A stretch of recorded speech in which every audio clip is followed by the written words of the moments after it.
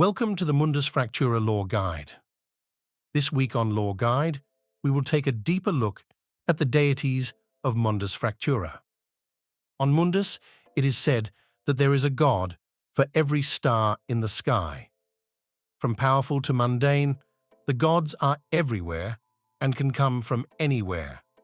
Their portfolios, or what they have dominion over, are as varied as their numbers. There are gods with portfolios that encompass campfires, dogs, small spiders, hiccups, hitchin posts, digging holes, cubes, and anything else the mind can imagine.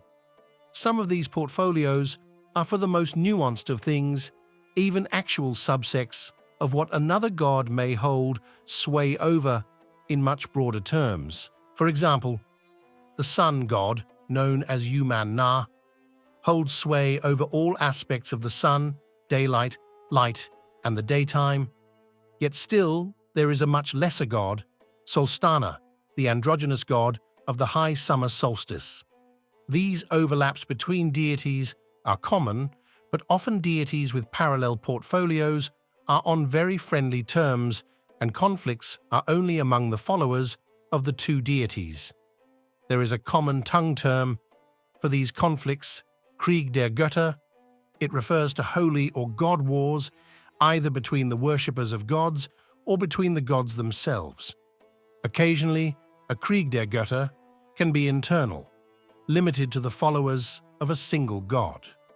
Interestingly, with these autogenous conflicts, when such disputes end in a full schism of the faith, a fascinating phenomenon occurs. The deity is simultaneously destroyed and reborn as two or more new entities. While we're on the topic of rebirth, it should be noted that the pantheon of Mundus is highly fluid and ever-changing. As much as the gods of Mundus are great and powerful, they are directly tied to their worshippers. Through the changing tide of whim, opinion, and general socio-cultural evolution, one deity may become many, many may become one, and other times the many are one. Things are further complicated when the gods birth new gods through relations and procreation. But of all the ways that the ranks of the divine have increased over the eons, the largest contributing factor to the population inflation is the phenomenon of ascension. Ascensions, or the process of mortal beings elevating to a state of godhood, happens more often than the general populace of the planet realizes.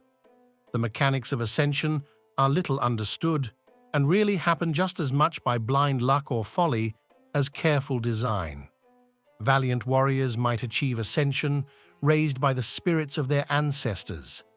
Powerful mages might unlock arcane secrets and open a celestial gateway. Great mortal rulers might be transformed by the sheer force of will of their subjects. A party of 4 stupid ogres may stumble on a set of artifacts and fulfill an ancient prophecy. The possibilities are nearly limitless.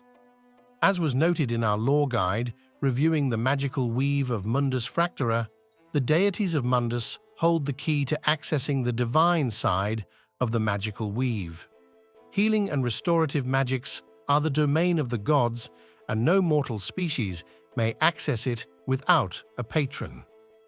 Once there were but a few primordial gods of the early cosmos, the great old ones. They held half the weave in their collective grip, passing and rationing out the cosmic powers of the divine to only the most devout and pious of their followers. But time changes all things. Now, with so many gods, there seems to be only the illusion of control, a nearly impotent promise of limited access to the divine half of the weave. There is still a tenuous amount of divine oversight. The world's most powerful divine casters do still serve a single patron, deity, or multiplicity of deities. Should such a caster spurn or betray their faith, it is the practice of the gods to exile such heretics from the divine weave, and it should be noted, with but a few painfully rare exceptions, The other gods in the Mundus pantheon honor these banishments, but the gods are always listening. The lure for gods to gain new followers and with them influence and power is great. Granting a gift of divine weave access to a random godless, non-worshipping heathen and possibly gaining more influence and sublime status is a powerful temptation. It seems that there is always some celestial or infernal patron willing to answer such a call to draw on the divine weave, either to gain new devotees or for some other unknown price for the gift of access. That is all for this time. I hope you have enjoyed this episode. Stay tuned for future Lore Guide shorts, and thank you for listening.